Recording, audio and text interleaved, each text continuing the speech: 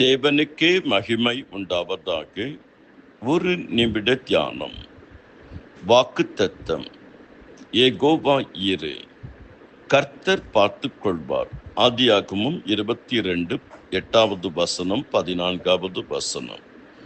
கர்த்தர் காத்து கொள்ளுவார். 2 தெசலோனிக்கர் 3:3.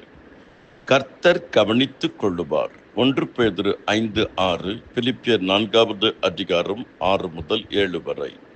கர்த்தர் ஏற்றுக்கொள்ளுவார். சங்கீதம் 6:9.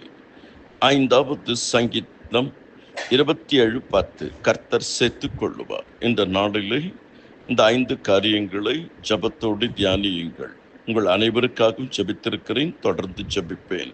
உங்கள் துக்கம் சந்தோஷமாய் மாறும். உன் கண்ணீரை கண்டேன். உன் துக்க நாட்கள் முடிந்து போனது. நீ பயப்படுகிற காரியம் உனக்கு ஒன்றும் நேரிடாது.